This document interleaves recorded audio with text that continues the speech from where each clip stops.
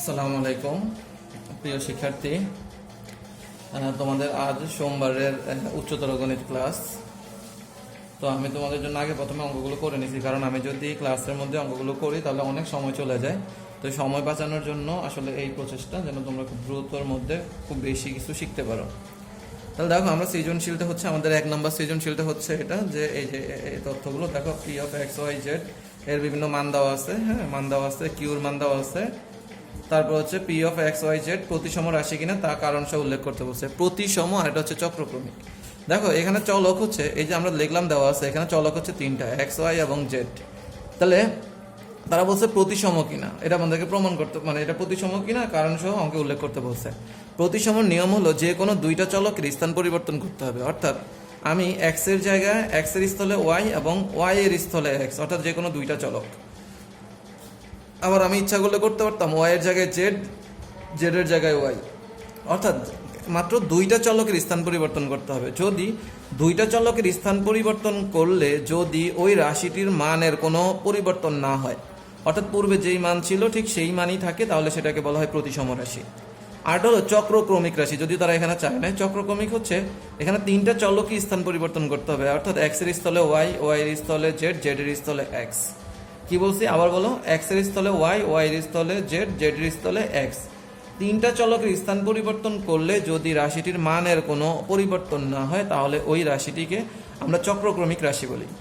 তাহলে এখানে এক্স এর স্থলে ওয়াই, ওয়াই এর স্থলে এক্স বসাবো, কারণ আমাদেরকে বলছে প্রতিসম প্রমাণ করতে, যেটা কি প্রতিসম কিনা কারণ সহ উল্লেখ করতে বলছে। তাহলে দেখো, আমার যেখানে এক্স ছিল সেখানে লিখছি ওয়াই, যেখানে ওয়াই ছিল সেখানে লিখছি এক্স, আর জেড, জেড এর পজিশনে ঠিক আছে। তাহলে এই পরিবর্তনটা এটার ভিতরেও চলে আসছে। দেখো, এক্স এর জায়গায় ওয়াই, ওয়াই এর জায়গায় এক্স, জেড ঠিক আছে, এক্স এর স্থলে ওয়াই, ওয়াই এর স্থলে এক্স, ওয়াই এর স্থলে এক্স, এক্স এর স্থলে ওয়াই। এখন এই অংশটুকুকে আমরা যদি একটু সাজায় লিখি, দেখো এক্স আগে লিখলাম ওয়াই পরে, তারপরে জেড, এটাকে সাজায় লিখলাম এক্স ওয়াই, এটাকে সাজায় আগে নিয়ে আসলাম ওয়াই জেড, এটাকে সাজিয়ে নিয়ে আসলাম জেড এক্স। দেখো এই যে রাশিটা আমরা পাইলাম, এটা আর এটা এক কিনা, এক, অর্থাৎ এই মানটা আমরা পেয়ে গেছি। তার মানে চলকের পরিবর্তন করার পরে, দুইটা চলকের স্থান পরিবর্তন করার পরেও রাশিটির মান কিন্তু অপরিবর্তিত, তাই না? দুইটা মিলে গেছে, অপরিবর্তিত। তার মানে এত একটি প্রতিসম রাশি। ঠিক এরকম ভাবে আমরা এক্স এর জায়গায় ওয়াই, ওয়াই এর জায়গায় জেড, জেড এর জায়গায় এক্স যদি বসাইতাম, তাহলে এরকম যদি একই মান পাইতাম, তাহলে সেটাকে বলা হয় প্রতিসম। আজকের ক্লাসটা কিন্তু নবম এবং দশম উভয়ের জন্য খুবই গুরুত্বপূর্ণ। যদিও এটা সৃজনশীল, এটা নবমের আছে, নবমের সিলেবাসে এবার আছে দ্বিতীয় অধ্যায়ের অঙ্ক। নবম শ্রেণীর শিক্ষার্থী যারা আছো তারা অবশ্যই এই অঙ্কটা অবশ্যই করবা এবং গুরুত্ব দিয়ে করবা। এই অধ্যায়টা তোমরা অনেক বেশি ভয় পাও। এখন দেখো, খ নম্বর অঙ্কটাতে আমরা যাই।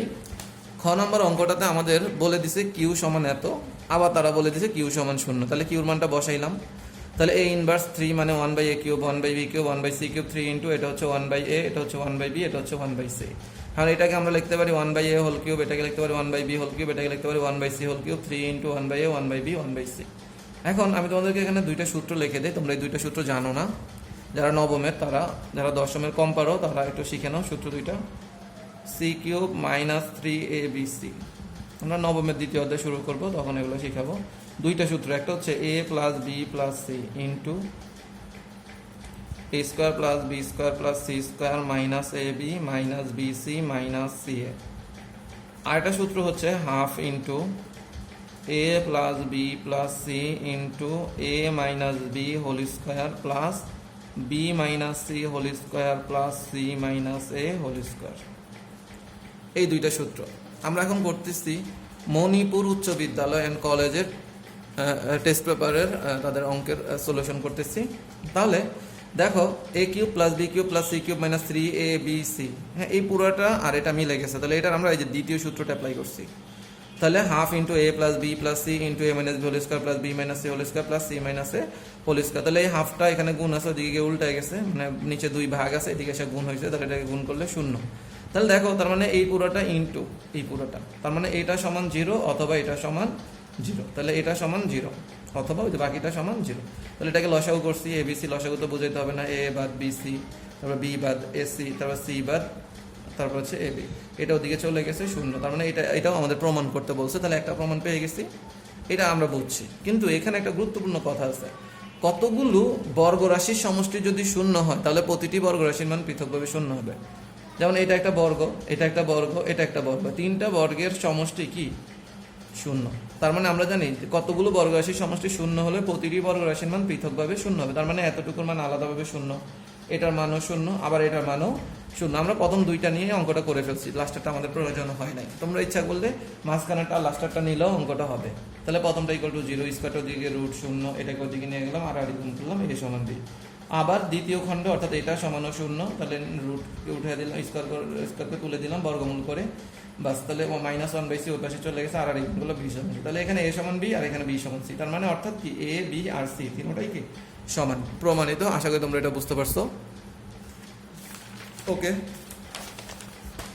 এই যে ঘ নাম্বার খুবই গুরুত্বপূর্ণ একটা অঙ্ক। এইটা মনে করো যে 9-এর যারা, তাদের মোটামুটি পরীক্ষা আসার চান্স অনেক, এটা পরীক্ষা এসে যেতে পারে। তাহলে পি অফ এক্স ওয়াই এর মান দেওয়া আছে, আবার পি অফ এক্স ওয়াই হচ্ছে এক্স ওয়াই জেড। তোমরা গ নাম্বার কোশ্চেনটা দেখছো কিনা তারপর দেখাই, একটু জটিল অঙ্ক। দেখো এই অঙ্কটা যদি তোমরা ভালো পারো, এই যে এটা সমান এক্স ওয়াই জেড হলো, দেখাও যে এত সমান সমান এত। এখন পরীক্ষা এখানে 7 না এসে 3 আসতে পারে, সব জায়গায় 3 আসতে পারে, 5 সব জায়গায় 5, 7 হ্যাঁ 9, তারপর উপরের ওয়ানগুলো বাদ দিয়ে দিতে পারে, আবার এখানে ইনভার্স দিয়ে দিতে পারে। অর্থাৎ তুমি যদি এই অঙ্কটা ভালো পারো, এরকম তুমি মনে করো 20-25টা অঙ্ক ভালো পারবা। এর জন্য তোমার যে জিনিসটা সবচেয়ে বেশি গুরুত্বপূর্ণ, এই যে এখানে আমি এখানে অঙ্কটা করি নাই, কারণ আমি যদি নিজে নিজে আগে করে ফেলতাম তাহলে তোমরা এই অঙ্কটা বুঝতে না। তাহলে P of X Y Z সমান এক্স ওয়াই জেড, হ্যাঁ।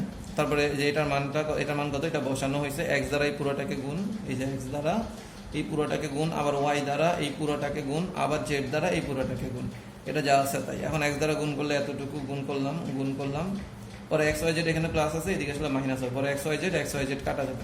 এরপর এখানে যেভাবে আছে সেভাবে পুরোটা তুললাম। এখন আমরা একটা জিনিস জানি না, আমরা জানি না যে চক্রক্রমিক রাশির উৎপাদকগুলো চক্রক্রমিক হয়।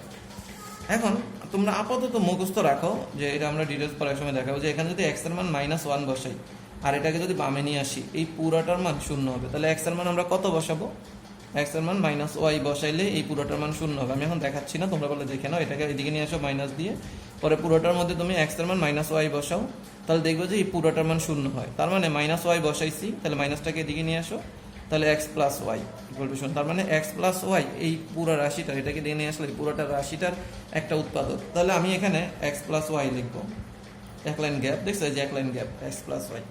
তাহলে এখন x প্লাস ওয়াই লিখছি, যে আমরা এইখান থেকে পাইছি, বাইরের দরকার হলে তোমরা মুখস্থ রাখবা। তাহলে x প্লাস ওয়াই, তাহলে এখানে কি আছে x, তাহলে উপরে এখানে দেখো x আছে কোথায়, অনেকগুলোতে তো x আছে, তাহলে আমরা প্রথমটাতে x আছে, তাহলে এটাকে নিয়ে আসি, অর্থাৎ আমি এটা নিয়ে আসছি, আন্ডারলাইন করে দিলাম তোমাদের বোঝার স্বার্থে।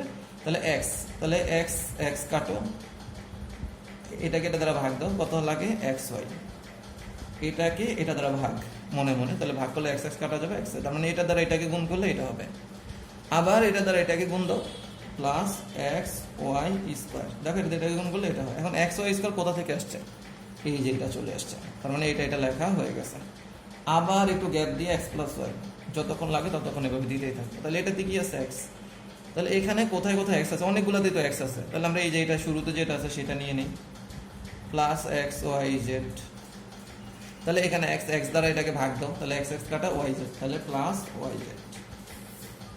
এখন এটাকে গুণ করলে এটাই হয়, আবার প্লাসে প্লাস, এটা দ্বারা এটাকে গুণ দাও, ওয়াই স্কোয়ার জেড, তাহলে এটা কোথা থেকে আসলো, এই যে এটা চলে আসছে, তার মানে চারটা শেষ। আবার একটু গ্যাপ দিয়ে এক্স প্লাস ওয়াই, তাহলে এটাতে কি এক্স, তাহলে এখানে এক্স আছে কোনটাতে, এগুলা বাদে, এক্স তো অনেকগুলোতেই আছে, তাহলে আমরা প্রথমে যেটা আছে সেটাই নিই, জেড এক্স স্কোয়ার, তাহলে এক্স বাদ দাও, তাহলে জেড এক্স, অর্থাৎ এক্স দ্বারা এটাকে ভাগ করো, এক্স কাটা যাবে, তাহলে কি থাকবে জেড এক্স থাকবে, জেড এক্সটা এখানে লিখলাম, এটাতে এটাকে গুণ দাও, তাহলে জেড এক্স স্কোয়ার মিলে গেছে, এটাতে এটাকে গুণ দাও, প্লাস এক্স ওয়াই জেড, তাহলে এক্স ওয়াই জেড কোথায় পেলাম, এক্স ওয়াই জেড এই যে এটা হয়ে গেছে। আবার এক্স প্লাস ওয়াই, তাহলে এক্স, তাহলে উপরে কোথাও এক্স আছে, এই যে এটাতে এক্স আছে, তাহলে এটাকে এখানে লিখে ফেলি, অর্থাৎ দুই লাইন একসাথে করতেছি, তাহলে এক্স দ্বারা এটাকে ভাগ দাও, তাহলে কত থাকবে জেড স্কোয়ার, তাহলে জেড স্কোয়ার, তাহলে এটাকে গুণ দাও, জেড স্কোয়ার এক্স, এটাকে গুণ দাও, প্লাস ওয়াই জেড স্কোয়ার, তাহলে এটা কোথায়, এই যে দেখো ওয়াই জেড স্কোয়ার মিলে গেছে, তাহলে ইকুয়াল টু শূন্য, এখানেও ইকুয়াল টু শূন্য। তাহলে দেখছো অনেক সহজ কিন্তু ব্যাপারটা, আর এইটাই তোমরা কম পারো, আর এটা যদি ভালো পারো তুমি এরকম 20-25টা অঙ্ক পারবা। এতটুকুর উপরেই ডিপেন্ড করে পুরো অঙ্কটা পারা আর না পারা। তাহলে এক্স প্লাস ওয়াই কমন নিলাম, তাহলে এখানে থাকে কত, X Y plus Y Z plus Z X, sorry Z X plus Z square equal to 0, বা X plus Y second bracket দিলাম, এখান থেকে আমি ওয়াই কমন নিই, এটা নিয়ে ঝামেলা না করলেও হয়, এখান থেকে জেড কমন নিলাম, তাহলে এক্স প্লাস জেড। দেখো এক্স প্লাস জেড দুই পাশে মিলে গেছে, তাহলে X plus Z into Y plus Z. একটু সাজাই লিখি, X plus Y, Y plus Z, Z plus X. তাহলে এটা হচ্ছে চক্রক্রমিক উৎপাদকগুলো চক্রক্রমিক, X plus Y, Y plus Z, Z plus X. তাহলে সুতরাং আমরা বলবো প্রথমটা ইকুয়াল টু 0 অথবা দ্বিতীয়টা ইকুয়াল টু 0 অথবা তৃতীয়টা ইকুয়াল টু 0। সুতরাং এক্স ইকুয়াল টু কত? Minus Y. সুতরাং ওয়াই সমান সমান কত? Minus Z. এখানে সুতরাং জেড সমান সমান কত? Minus X. তাহলে এখানে তো আমরা তিনটা মান পাইছি, এখান থেকে যে কোনো একটা মান নিয়ে আমি অঙ্কটা করতে পারবো, তো তিনটা মান ব্যবহার করার দরকার নেই। কারো যদি মন চায় তিনটা মান ব্যবহার করতে পারো, আমরা একটা মান ব্যবহার করেই প্রমাণ করবো। তাহলে লিখি X equal to minus Y হলে সবগুলো মান কিন্তু বসাইতে হবে না, left side 1/x plus Y plus Z whole to the power 7। তাহলে আমরা এখন x এর মানটা এখানে বসাই দিব। কত বসাবো বলো? Minus Y plus Z. তোমরা এই মান ছাড়া অন্য মানও ব্যবহার করতে পারতা। ওয়াই কাটা 1/z টু দি পাওয়ার 7। তাহলে এখানে 5 থাকলে অন্যান্য অঙ্কে 5 থাকবে, 9 থাকলে 9 থাকবে, 3 থাকলে 3 থাকবে, উপরে 1 থাকলে বসাবো, না থাকলে 1 বসাবো না, তাহলে শুধু z টু দি পাওয়ার 7 হবে। আশা করি বুঝছো। তাহলে রাইট সাইডটা কত বলো? রাইট সাইডটা 1/x to the power 7, 1/y to the power 7 plus 1/z to the power 7। তাহলে আমরা x এর মান কত বসাবো? Minus Y whole to the power 7, y to the power 7, z to the power 7। তাহলে এখানে মাইনাসটা থেকে যাবে, আমরা নিচে না দিয়ে পাশে দিলাম y টু দি পাওয়ার 7। এখানে মাইনাসটা হতো, তো আমি এটা উপরে দিছি, একই কথা, z টু দি পাওয়ার 7। তাহলে এটা কাটা 1/z টু দি পাওয়ার 7। সুতরাং left side equal to right side. তাহলে তারা আমাদেরকে এটা কি করতে বলছে? দেখাইতে বলছে। তাহলে আমরা দেখাইলাম, শুট। এই অঙ্কটা অনেক গুরুত্বপূর্ণ, অনেক, নবম দশম উভয় শ্রেণীর জন্যই। এবার দেখো 2 নম্বর সৃজনশীল, এ সমান এটা দেওয়া আছে, অর্থাৎ এখানে সেকেন্ড ব্র্যাকেট হবে, ভিতরে একটা সমীকরণ আছে, তার বি এত সি এত দেওয়া আছে, এ সেটকে তালিকা পদ্ধতিতে প্রকাশ করো, দেখাও যে পাওয়ার অফ এত সমান power of B intersection power of C, প্রমাণ করো যে এ গুণন বি ইন্টারসেকশন সি, এ গুণন বি ইন্টারসেকশন এ গুণন সি। তাহলে আমাদের দেওয়া আছে এখানে এ সমান এত লিখলাম, তাহলে এ সেটে বর্ণিত সমীকরণটা তুলে নিয়ে আসলাম। তাহলে মাইনাস এ এক্স প্লাস মাইনাসে মাইনাস বি এক্স, অর্থাৎ গুণ করে দিলাম এ বি, এখান থেকে এক্স কমন নিলাম, এক্স মাইনাস এ, এখান থেকে বি কমন নিলাম মাইনাস বি, তাহলে এখান থেকে এক্স প্লাস মাইনাসে মাইনাস, এখান থেকে এ, তাহলে এক্স মাইনাস এ কমন নিলাম, তাহলে এখান থেকে X minus B equal to 0। তাহলে X minus A equal to 0 অথবা X minus B equal to 0। তাহলে এক্স এর মান এ, এখানে এক্স এর মান বি, তার মানে এক্স এর মান এ আর বি হলে যে মানগুলো পাওয়া যাবে সেগুলো হচ্ছে এই সেটের সদস্য। মানে কি এ আর বি মানগুলোই হচ্ছে এই সেটের সদস্য। তাহলে এই সেটের সদস্য হচ্ছে এ আর বি। তার মানে এ আর বি বসানো হইলেই এক্স এর মান, তাহলে এই সমীকরণটি সিদ্ধ হবে। তাহলে আমরা ক নাম্বারটা বুঝলাম, খ নম্বরে চলে যাই। খ নম্বর অঙ্কে আমাদেরকে অঙ্কটা ভাঙ্গা করতে হবে, অর্থাৎ প্রথমে বি ইন্টারসেকশন সি বের করবো, পাওয়ার সেট অফ বি বের করবো, পাওয়ার সেট অফ সি বের করবো, তারপরে এই পুরোটা বের করবো, তারপরে এই পুরোটা বের করবো। আর এই অঙ্ক আমরা লেফট সাইড রাইট সাইড দিয়ে করবো না, অর্থাৎ লেফট সাইডও লিখবো না, রাইট সাইডও লিখবো না। এই দেখো এ দেওয়া আছে, বি দেওয়া আছে, সি দেওয়া আছে। এই অঙ্কে আমার এ লাগবে না, এ লাগবে না।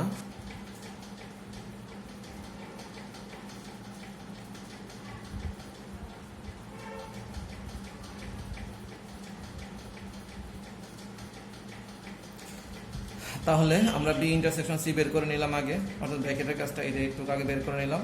তাহলে এ কমা 1 2, তারপরে এটা তো বুঝোই ইন্টারসেকশন মানে কমন, এই দুটোর মধ্যে কমন কত 2, বাস। এবার পাওয়ার সেট অফ বি বের করব। পাওয়ার সেট অফ বি মানে কোনো সেটের উপসেটের সেট। তাহলে এ বি একটা সেট, এটার উপসেটগুলো কি? প্রথমে একটা করে নিব 1 2, তাহলে 1 2, তাহলে এখানে সেকেন্ড ব্র্যাকেটের ভিতরে সেকেন্ড ব্র্যাকেট হবে, তাহলে 1 2, তারপর হচ্ছে 1 2 1 2, তারপর হচ্ছে এখানে আর কিছু যায় না মানে ফাঁকা সেট। তাহলে এই সবগুলো হচ্ছে উপসেট, তাহলে উপসেটের আবার সেট, এটা হচ্ছে পাওয়ার সেট অফ বি। তাহলে ঠিক পাওয়ার সেট অফ সি, তাহলে প্রথমে একটা করে নাও 2 3 4, তারপরে 2 3 2 4 2 3 2 4 2 3 2 4, 2 দিয়ে শেষ করতে হবে, তারপর 3 4, তারপরে দুইটা করে শেষ, এরপর তিনটা করে 2 3 4, তারপরে ফাঁকা সেট। দেখো যে 2 3 2 4 3 4 2 3 4 ফাঁকা সেট, অর্থাৎ এখানে 8টা হবে। অর্থাৎ এটার উপাদান সংখ্যা 2 টু দি পাওয়ার n কে সমর্থন করে। n মানে এখানে কয়টা সদস্য? 3টা, তাহলে কিউব, তার মানে 8। তার মানে তোমাকে বুঝতে হবে যে এইটার উপসেট 8টা হইতে হবে, তাহলে এখানে হচ্ছে 8টা। তাহলে এখন তাহলে আমাদের power of B intersection C, তার মানে এটা পুরোটা লেফট সাইড, কিন্তু লেফট সাইড লিখি নাই, তার মানে এটার উপসেটের সেট, তাহলে 2 2 আর তো যায় না, তার মানে ফাঁকা সেট, তার মানে উপসেটগুলোর এই যে সেট। তাহলে এটা power of B intersection C পাইছি। এখন আমাদের এই যে রাইট সাইড এই পুরোটা করতে হবে, তাহলে পুরোটা, তাহলে এটার মান আমি জানি, এই পুরোটা বসানো হয়েছে, ইন্টারসেকশন পাওয়ার অফ সি মানে এই পুরোটা বসানো হয়েছে। এখন এই দুইটার মধ্যে ইন্টারসেকশন মানে কমন, দুইটার মধ্যে কমন আছে একমাত্র 2, এই যে দেখো এখানেও 2 এখানেও 2 2, আর ফাঁকা সেট আর কিছুই এখানে কমন নেই। তাহলে দেখো এটার মান আর এই পুরোটার মান দেখো পাশাপাশি লেখাতে সুবিধা হয়েছে, এই মান আর এই মান আমরা দেখতে পাচ্ছি যে সমান, তার মানে এটার এটা সমান শুড। আশা করি বুঝতে পারছো তোমরা। এবার দেখো গ নাম্বার, ক হতে পাই এর মান পাইছি বি সি আছে, তাহলে এখানে আমাদের চিন্তা যদি করো, এখানে আমাদের 3টা ব্র্যাকেট, 1টা 2টা 3টা, তাহলে এই 3টা ব্র্যাকেটের মান আগে বের করে নিব। তাহলে বি ইন্টারসেকশন সি এখানে বের করে নিলাম 2, তারপর এ গুণ বি, কার্টেসীয় গুণজ সেকেন্ড ব্র্যাকেটের ভিতরে ফার্স্ট ব্র্যাকেট হয়, সেকেন্ড ব্র্যাকেটের ভিতরে ফার্স্ট ব্র্যাকেট হয়, তাহলে এর সাথে 1 এর সাথে 2, দেখো এর সাথে 1 এইভাবে গুণ না, কিন্তু গুণ আকারে, কিন্তু ক্রমজোড় আকারে বসবে, তাহলে এর সাথে 1 এর সাথে 2, বি এর সাথে 1 বি এর সাথে 2, এরকম ভাবে আরো থাকলে যাইতো। আবার আমরা এ গুণ সি বের করে নিব, তাহলে এর সাথে 2 এর সাথে 3 এর সাথে 4, মাঝখানে কমা, ভিতরে বাইরে কমা দিতে ভুল করা যাবে না, B2 B3 B4, বাস, তাহলে আমরা এ গুণ সি পাইলাম। তাহলে আমাদের এখন এই লেফট সাইড পুরোটা, দেখো পুরোটা লিখছি, অর্থাৎ এর মান বসানো হয়েছে, এই যে এর মান গুণন এই যে বি ইন্টারসেকশন সি, এটার মান 2 বসানো হয়েছে। এখন A2 B2 সেকেন্ড ব্র্যাকেটের ভিতরে ফার্স্ট ব্র্যাকেট, আর পাওয়ার সেটে সেকেন্ড ব্র্যাকেটের ভিতরে সেকেন্ড ব্র্যাকেট, কার্টেসীয় গুণজ সেটে সেকেন্ড ব্র্যাকেটের ভিতরে ফার্স্ট ব্র্যাকেট, এটা ভুল করা যাবে না। তাহলে আবার এই যে রাইট সাইড পুরোটা লিখছি, দেখো পাশাপাশি, এই সাইড গ্যাপ রাখবা, এই সাইড গ্যাপ রাখবা, তাহলে এ গুণ বি এর এই মানটা এখানে বসানো হয়েছে, ইন্টারসেকশন এই যে এটা, তারপরে এ গুণ সি এই মানটা এখানে বসানো হয়েছে, পরে এই দুইটার মধ্যে কমন খোঁজা হয়েছে, কমন শুধুমাত্র দুইটা পাইছি, A2 আর পাইছি B2, এই যে B2 এই যে B2, আর কোনো কমন নাই, থাকলে নিতাম। তাহলে দেখো এটার যেই মান এটার হচ্ছে একই মান, তার মানে এই দুইটা কি সমান, তাহলে আমরা বলতে পারি শুদ্ধ, আমাদের প্রমাণ হয়ে গেছে, প্রমাণিত। এবার আসো গ নম্বর, গ নম্বর অঙ্কটা খুবই গুরুত্বপূর্ণ নবম শ্রেণীর জন্য, ক খ। গ নাম্বারটা অনেক টাফ হবে, তারপর তোমরা বুঝলে আশা করি পারবা, তোমাদের জন্য এটা চ্যালেঞ্জ, দেখবো তোমরা গ পারো কিনা যারা নবম শ্রেণীর শিক্ষার্থী আছো। তাহলে f of x সমান এত দেওয়া আছে, g of x সমান এত আছে, f of x equal to 10 হলে x এর মান কত? রুট ওভার এত মাইনাস রুট ওভার এত সমান root over 10 minus root over 8, সমীকরণটি সমাধান করো। এই অঙ্কটা বারবার আসে, g of x এর লেখচিত্র অঙ্কন করো। তাহলে আমাদের f of x এর মান দেওয়া আছে এটা, আর এখানে f of x সমান 10, তাহলে f of x এর এই পুরো মানটা আমরা এখানে বসিয়ে দিলাম, f of x এর পুরো মানটা বসাইলাম, তারপর 10 এদিকে বিয়োগ 5 থাকে, আর এটা মিডল টার্ম করলাম 5 আর 1 কম, x কমন নিলাম, এখানে -1 কমন নিলাম, আশা করি বুঝছো। এখান থেকে x - 5 কমন, তারপর x - 1 থাকে, এটা সমান 0 অথবা এটা সমান, তাহলে x এর মান 5 আর 1, তার মানে আমাদের মানগুলো কি x এর কোন কোন মানের জন্য? x এর মান যদি 1 আর 5 হয় তাহলে f of x এর মান 10 হবে। Phone number f of x সমান এত, g of x সমান এত, এগুলো দেওয়া আছে। আর কোশ্চেন হচ্ছে এটা, আমি এখানে কোশ্চেনে ভুল তুলছিলাম, √18 দিয়ে অঙ্কটা করে ফেলছিলাম, তাহলে এখানে আসলে √10 মাইনাস √8 কোশ্চেন। হ্যাঁ, তাহলে f of x এর মান বসানো হয়েছে, g x এর মান বসানো হয়েছে √10 মাইনাস √8। এখন এই যে 15 আর এটা কত 13, তাহলে এই 15কে আমরা লিখতে পারি 13 যোগ 2, তাহলে এটার মতো হয়ে যাবে। দেখো আমরা এখানে লিখলাম 13 যোগ 2, তাহলে এই পুরাটুকুকে আমি p ধরি, তাহলে এই পুরাটা যদি p ধরি, p + 2, আর এই পুরাটার এটা তো একই, তাহলে এটার মানও কত p, আর হচ্ছে √10 √8। এখন আমরা সাইড চেঞ্জ করছি, এই √8 কে এদিকে নিয়ে আসছি, √p কে এই পাশে নিয়ে আসছি, তারপর আমরা রুট যেহেতু আছে বর্গ করে দিচ্ছি, কি করলাম বর্গ করে। তাহলে বলো a + b হোল স্কয়ার সূত্র কি a² + 2a, এটা পুরোটা a b + b²। আবার এখানে a + b হোল স্কয়ার সূত্র a² + 2ab + b²। তাহলে রুট স্কয়ারে কাটা p + 2, এই যে 2 8টা ভিতরে চলে গেছে, 8 * p + 2, রুট স্কয়ারে কাটা 8, রুট স্কয়ারে কাটা 10 2 √8 10p, দুইটা রুটকে একটা রুট দিয়ে 10 এর সাথে p, অর্থাৎ রুটের ভিতরে গুণ হয় 10p, আর এখানে রুট স্কয়ার কাটা p। তাহলে দেখো এই পিটা এখানে প্লাস আছে, এদিকে নিয়ে আসো মাইনাস p, এটা 10 প্লাস আছে, এদিকে নিয়ে আসলে মাইনাস হবে। আর এখানে 8 আর 2 10 আর p আছে, আর এটা যা আছে তাই, 8 দিয়ে গুণ দিয়েছে 8p, 8 দিয়ে গুণ 16। তাহলে দেখো এই 10 আর এই 10 কাটা, একটা প্লাস আর একটা মাইনাসের, এই p আর এই p কাটা, এটা প্লাসের এটা মাইনাসের, আর এটা যা আছে তাই। এখন যেটা ভুল করছিলাম ওই যে রুট 18 দিয়ে করে ফেলছিলাম। এখন এটা থাকে আর এখানে এটা থাকে, তাহলে দুই পাশ থেকে 2 বাদ।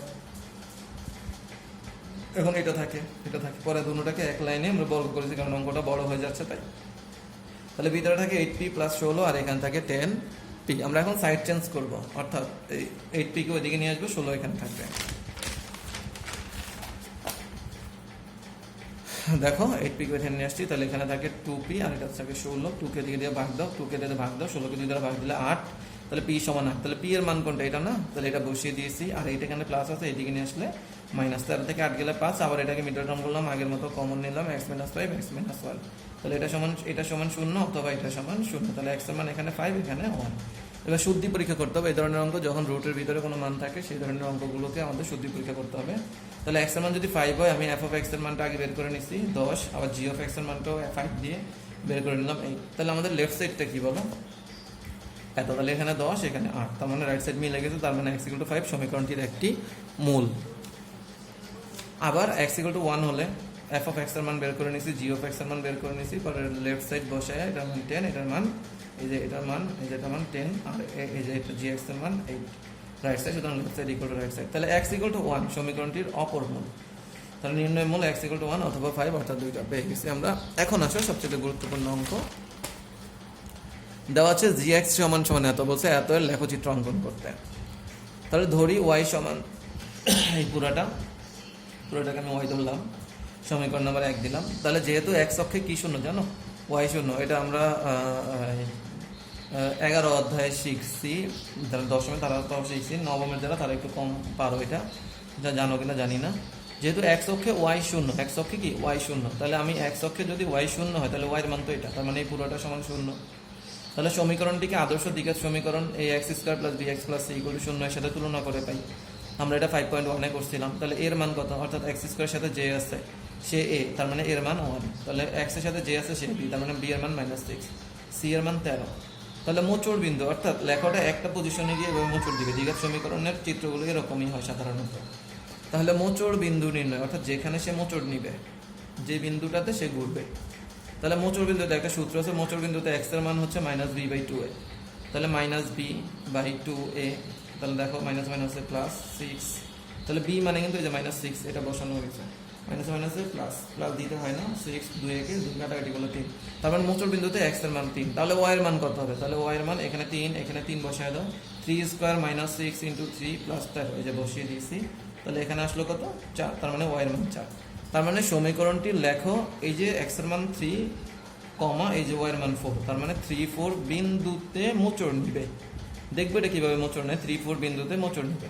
তাহলে এবার এই যে 1 নং সমীকরণ দিছিলাম, 1 নং সমীকরণে x এর ভিন্ন ভিন্ন মানের জন্য y এর মান নির্ণয় করি, অর্থাৎ এই y এর মান নির্ণয় করি, করে নিচে ছকটি পূরণ করি। আমি ছকটা তৈরি করে ফেলছি, কিন্তু এখানে ছকটা তৈরি করার জন্য অনেকগুলো টেকনিক অ্যাপ্লাই করতে হবে। অনেকে কিন্তু মোচড় বিন্দু বের করে না, সরাসরি করে। সরাসরি করলে তোমরা ভালো পারবা না। তোমরা এটা দেখাও আর না দেখালেও চলবে, কিন্তু দেখাইলে খুব সুন্দর হবে অঙ্কটা। তাহলে আমাদের মোচড় বিন্দুতে x এর মান কত, 3, এই যে এইটা হচ্ছে মেইন, এই যে 3টা হচ্ছে মেইন। দেখো আমরা প্রথমে তো 3 বসাইছি, তাহলে x এর মান যখন আমরা এখানে 3 বসাই, x এর মান যখন 3 বসাই, তখন y এর মানটা কত আসে, 4। এখন এরপর আমি এখানে যেই মানগুলো বসাইছি, এটার মধ্যে একটা টেকনিক আছে। টেকনিকটা হচ্ছে মোচড় বিন্দুতে x এর যেই মান, তার সাথে তুমি যত বিয়োগ করবা ঠিক ডান পাশে তত যোগ করবা। অর্থাৎ 3 এর সাথে কত বিয়োগ করলে 1 হয়, 3 এর সাথে 2 বিয়োগ করলে 1 হয়, তার মানে আমি 3 থেকে 2 বিয়োগ করে 1 ধরছি। তাহলে 3 এর সাথে 2 বিয়োগ করলে 1 হয়, তাহলে 3 এর সাথে 2 যোগ করলে কত হয়, 5 হয়।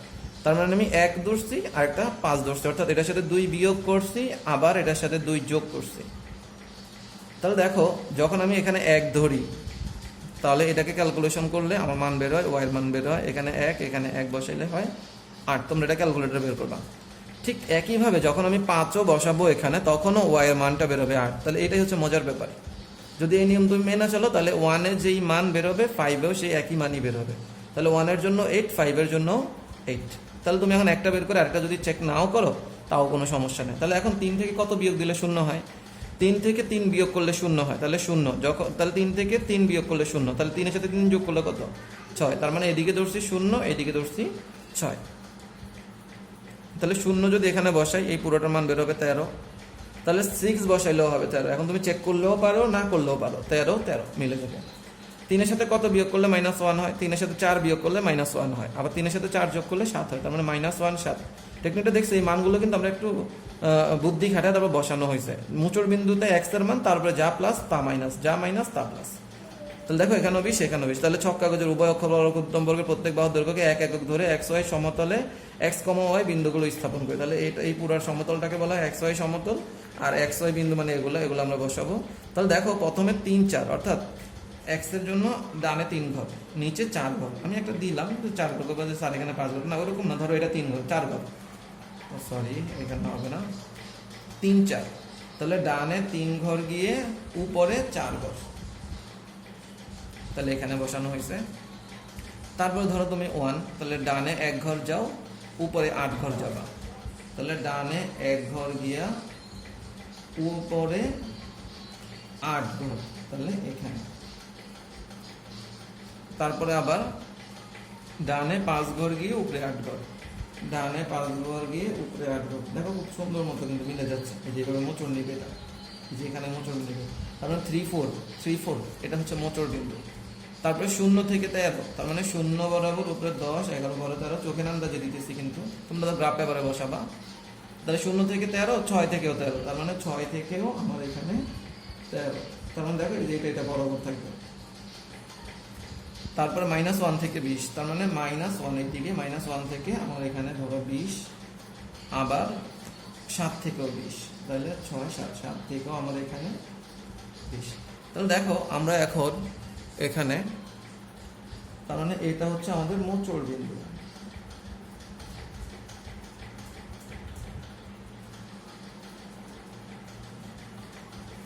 তার মানে এই বিন্দুতে এটা আমার মোচড় নেবে,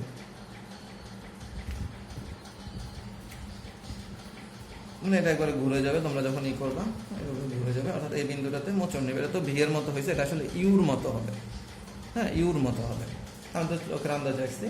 তাহলে এই যে দেখো এই লেখটা x অক্ষকে ছেদ করে নাই, তার মানে এটার বাস্তব কোনো মূল নাই, এর বাস্তব কোনো মূল নাই, এটা অবাস্তব, মানে কি এর মূলদ্বয় হচ্ছে অবাস্তব হবে। তার মানে এটা যদি x অক্ষকে ছেদ করতো তাহলে আমরা বলতাম এটার সমাধান আছে।